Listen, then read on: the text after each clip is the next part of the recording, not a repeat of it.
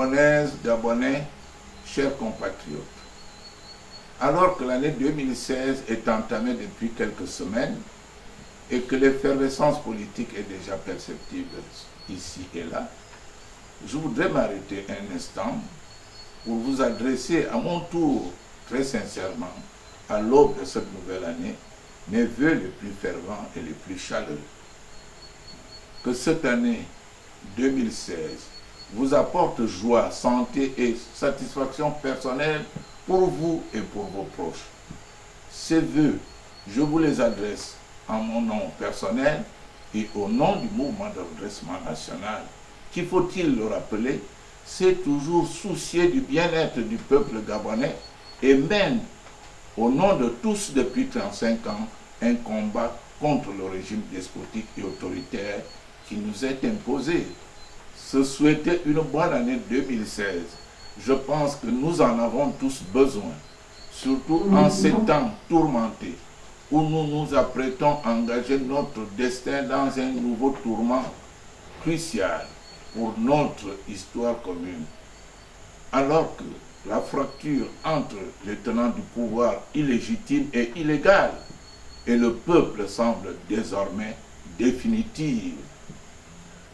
Dans ces circonstances, je voudrais exprimer des vœux particuliers de courage et de ténacité à l'endroit de ces milliers de compatriotes qui manifestent de plus en plus ouvertement à travers un engagement plus marqué en menant des actions spontanées ou en s'exprimant sur les réseaux sociaux leur exaspération et leur profond désir de changement. Ces compatriotes sont souvent des fonctionnaires ou des travailleurs méritants frustrés de ne pas voir leur travail valorisé. Ils se retrouvent malmenés par un pouvoir inique qui tente maintenant de les clochardiser en faisant un appel massif à une main-d'œuvre étrangère sous-qualifiée au lieu d'être attentifs à ces doléances. Ils sont agents administratifs ou techniques, enseignants des écoles ou des lycées, chercheurs, personnes en charge des hôpitaux et des crèches. Ils réclament juste un peu de considération et des conditions de vie et de travail convenables. Ces compatriotes sont aussi souvent des commerçants, commerçantes, artisans ou entrepreneurs individuels, lassés par de multiples tracasseries et intimidations en tout genre qui ont lieu au quotidien sous le regard complaisant des autorités. Ces compatriotes attendent plutôt de l'État qu'il simplifie et garantisse les conditions d'exercice de leur métier pour favoriser leur épanouissement et le développement de leurs activités. Ces compatriotes sont bien souvent des gens ordinaires, depuis longtemps à la recherche d'un emploi, fatigués de recevoir en réponse à leurs demandes les mêmes formules de refus toutes faites, tandis que les courtisans du prince, parachutés à la tête de l'administration, continuent d'étaler leurs richesses rutilantes et subites. Pourtant, ces demandeurs d'emploi veulent servir leur pays. Ils sont disposés à mettre toute leur force et leur génie au service de son développement. Mais les tenants du pouvoir ont décidé de se priver de leurs compétences, préférant les maintenir dans une forme d'assistanat permanent qui leur est favorable. Les jeunes ne sont pas en reste, eux aussi revendiquent depuis bien longtemps qu'un effort minimal soit fait pour qu'ils puissent étudier dans un cadre adapté et s'épanouir dans un environnement favorable. De plus en plus, nombre d'entre eux s'organisent en association dans leur établissement ou dans leur quartier pour refuser le destin funeste qui leur est réservé et faire valoir leur droit à une éducation de qualité. Tous ces compatriotes de nos villes et de nos campagnes, ainsi que ceux de la diaspora, veulent définitivement tourner le dos au système Bongo PDG et s'engager avec exaltation vers une république plus juste, plus apaisée, qui saura être attentive à tous ses enfants. Je veux dire à tous que 2016 doit être l'année du changement, l'année au cours de laquelle nous devons amorcer le redressement de notre pays, l'année au cours de laquelle nos concitoyens doivent retrouver espoir et un avenir meilleur, fierté, considération et confiance. Je veux le dire avec une certaine gravité car 2016 va constituer pour nous une nouvelle opportunité à saisir absolument. Chers compatriotes, je vous rappelle que la situation de notre pays est extrêmement alarmante, même si certains veulent continuer à nier l'évidence et préfèrent se voiler la face. Elle est alarmante sur le plan politique et marquée par une personnalisation à outrance du pouvoir d'État, où la prééminence des liens de sang et d'obédience est manifeste et où les contre-pouvoirs parlementaires et judiciaires ont définitivement abdiqué, renonçant même à faire usage du faux semblant de forme dont ils nous avaient pourtant habitués. Sur le plan de la gestion de l'État, l'échec est patent. L'appauvrissement de notre pays se déroule désormais sous nos yeux à un rythme accéléré, alors que la dépense publique a atteint des niveaux records au cours des dernières années. Le pillage des ressources énergétiques, minières et forestières s'est intensifié. La grande braderie du patrimoine national est plus que jamais ouverte et s'étend désormais à la partition du domaine foncier. Sur le plan social, la fracture s'est accentuée. L'école de la République est sinistrée. L'accès aux soins est désormais une entreprise hasardeuse qui parfois mène à la mort. L'espoir de devenir propriétaire d'un logement moderne et d'élever ses enfants dans un environnement sain demeure une chimère. L'insécurité est galopante alors que les populations, elles, restent sans recours car la justice prend désormais le parti du bourreau au lieu de protéger la victime. Pourtant, on nous avait annoncé des lendemains moins difficiles. Un pays émergent, disait-il, avec une prospérité partagée. On nous avait promis des infrastructures modernes, un toit pour chacun et la santé pour tous. Des routes du futur, l'accès à l'emploi et le tout numérique dans l'administration. Cette longue année après, rien de tout ceci ne paraît avoir émergé. Circuler, il n'y a rien à voir. De préférence, sans demander des comptes, et ni murmurer. Pourtant, des sommes colossales ont été engagées.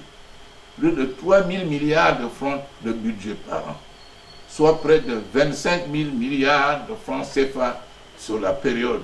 À titre de comparaison, il représente 3 fois le budget d'un pays comme le Burkina Faso et est presque l'équivalent à celui de la Côte d'Ivoire qui accueille une population 16 fois supérieure à la nôtre. Au regard des indicateurs de croissance réelle, ces deux pays ont enregistré des progrès et des performances économiques sans commune mesure avec le désastre que nous vivons. La route, il paraît qu'elle avance et qu'il ne faut surtout pas se montrer critique sur ce point. Près de 600 km de route bitumée en 6 ans, annonce-t-on. Nous avons effectivement noté quelques chantiers ici et ou là, en sachant du reste que nombre d'entre eux, financés par des bailleurs de fonds internationaux, font partie d'un programme conçu et établi depuis 2002 et qui s'exécute désormais sans intervention significative de la partie gabonaise en raison de nombreuses malversations enregistrées durant des années sur ce type de projet. Quant aux autres chantiers en cours, nous nous interrogeons sur l'opportunité et sur la nature des engagements que nous avons encore dû consentir en contrepartie. Sur cette question de la route, nous voulons également, toujours à titre de comparaison, relever qu'en très peu de temps, la Guinée équatoriale, voisine, qui affiche un budget d'investissement comparable au nôtre, est parvenue de manière tout à fait spectaculaire à achever la construction d'une ligne d'autoroute de plus de 300 km, alors que le projet similaire que nous portons s'est embourbé à la sortie de Libreville avec à peine une dizaine de kilomètres, péniblement réalisé dans un seul sens. Triste constat pour ce qui apparaissait pourtant comme le projet phare du septennat. Ce faisant, ce pays frère nous a fait la démonstration que lorsque la volonté politique est réelle et que les dirigeants sont imprégnés de l'ambition légitime de développer leur pays, il est possible d'amener tout un peuple à réaliser des prouesses. Chacun appréciera. Face à un décalage aussi important entre les annonces et les faits, entre la République des maquettes et la réalité, nous devons tirer des conclusions et prendre de nouvelles résolutions. L'écart entre les enveloppes dégagées et les moyens réellement déployés sur le terrain est tel que même les organisations internationales marquent de plus en plus ouvertement leur étonnement et réclament désormais, en mots à peine couverts, que soit mis fin à cette gabegie financière. Introduisant les conclusions de sa dernière consultation dans notre pays, le FMI s'inquiète du fait que malgré l'augmentation des investissements publics et une dette qui s'accroît à vive allure, la pauvreté reste endémique et le chômage très élevé au Gabon. Précisant par ailleurs que notre pays continue d'afficher des résultats médiocres dans des domaines fondamentaux tels que les infrastructures, la santé, l'éducation. Mes chers compatriotes, lorsque dans le même temps, on se rend compte au fur et à mesure que les scandales sont dévoilés, que la famille Bongo et la caste soi-disant émergente au pouvoir ne se refusent aucun caprice et que, bien au contraire, le pillage et la dilapidation tout azimut se sont intensifiés, on est en droit d'être révolté. L'organisation d'événements factices est dispendieuse. Les séminaires et conférences sans lendemain, les concerts avec vedettes américaines, les carnavals, les courses automobiles et nautiques, les choux de moto ont été autant d'occasions de sortie de fonds et ont fini par mettre à mal les finances publiques. Lorsqu'on s'aperçoit qu'à travers la nébuleuse Delta Synergie, qui étend ses tentacules dans la quasi-totalité des secteurs de l'économie du pays, ces mêmes fossoyeurs tirent directement profit de la misère des Gabonais, se délectant des effets néfastes d'une inflation des plus galopantes sur la propension à consommer des ménages. On comprend alors où va l'argent du Gabon et on finit surtout par être convaincu que les intérêts et les préoccupations de ceux qui confisquent le pouvoir par la force dans ce pays depuis des décennies sont aux antipodes des attentes et des besoins des populations.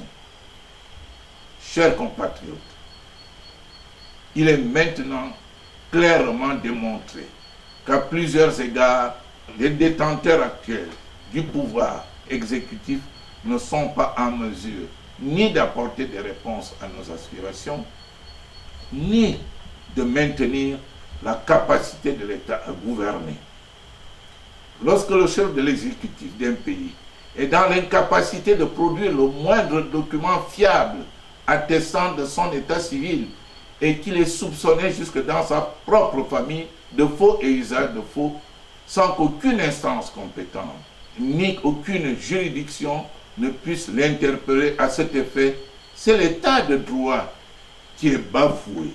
Lorsque ceux qui sont censés représenter le peuple, garantir leur liberté et assurer leur sécurité, sont incapables de prendre leurs responsabilités, agissent sans se soucier du bien commun et refusent de regarder en face les questions les plus graves, c'est la démocratie qui est trahie. Lorsqu'un gouvernement n'est plus en mesure d'assurer le fonctionnement régulier de l'État, privé de ses prérogatives au profit de structures parallèles illégales, administrées par un groupuscule d'amateurs installés au pouvoir pour accélérer l'entreprise implacable de captation des deniers publics, c'est la République qui est en danger. Lorsque la parole publique a perdu son autorité, lorsque le détenteur frauduleux de cette parole ne sait pas en faire bon usage et a perdu toute crédibilité, lorsque chacune de ces décisions est accueillie avec scepticisme et défiance, c'est le contrat social qui est affaibli.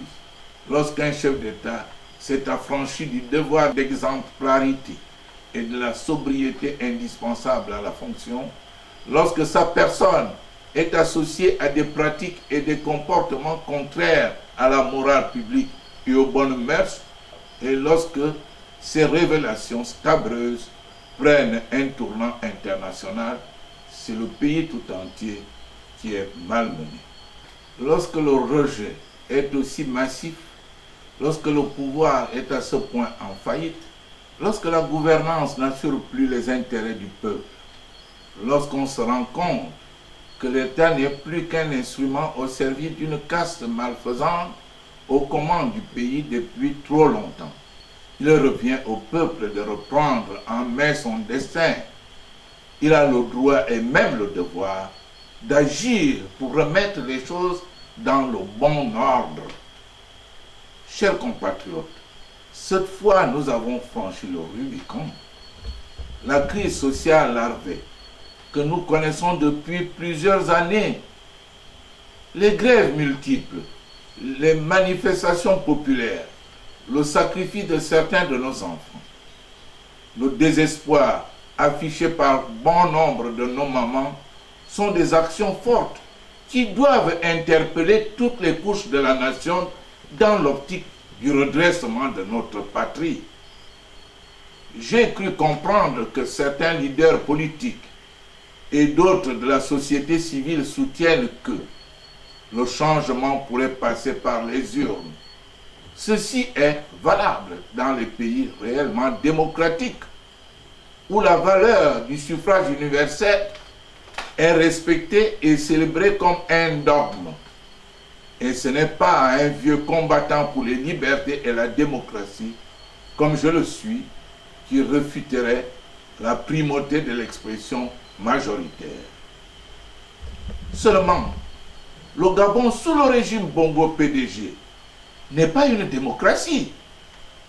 Je maintiens donc, et certaines déclarations récentes en attestent, qu'aucune élection ne pourrait être transparente et crédible sous ce système, et qu'envisager d'aller aux élections dans ce contexte reviendrait en fait à donner une nouvelle caution internationale à un pouvoir illégitime.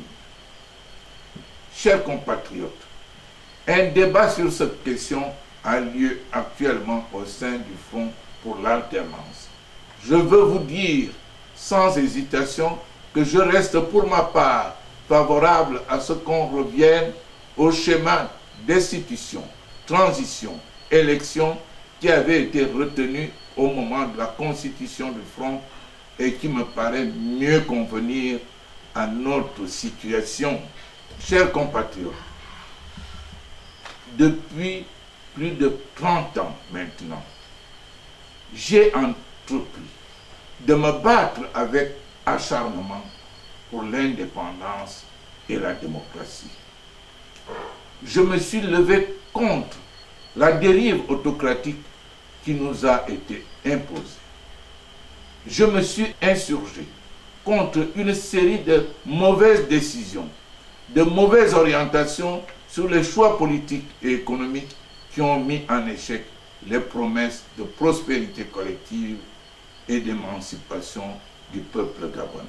J'ai tenté d'interpeller l'opinion sur la perte de nos valeurs traditionnelles qui reposaient sur la dignité, le travail et des vertus collectives de solidarité et d'hospitalité, au profit d'une société où l'on ne recherche plus que fortune, puissance, gloire et jouissance, une société qui met en avant les individus et cultive l'égoïsme et même l'égocentrisme. Durant toutes ces années, j'ai alerté sans précaution pour vous dire où nous conduirait cette course effrénée en quête de toujours plus d'excentricité, toujours plus d'excès, toujours plus d'abus. J'ai, sans défaillir, présenté ouvertement ce que je ressentais comme grave, ce qui allait à l'encontre de l'intérêt général. Dans tous ces combats, je n'ai pas été suivi, ni même écouté, alors que, bien souvent, les événements sont venus confirmer mes craintes et mes dires. Aujourd'hui, je vous le dis avec la même certitude que seul cet élan populaire, cette prise de responsabilité collective peut permettre au pays de s'en sortir. Tout dépend de nous, de notre volonté, de notre détermination, de notre engagement de citoyen. Nous allons sauver notre pays parce que c'est le nôtre et parce que personne ne fera le Gabon à notre place.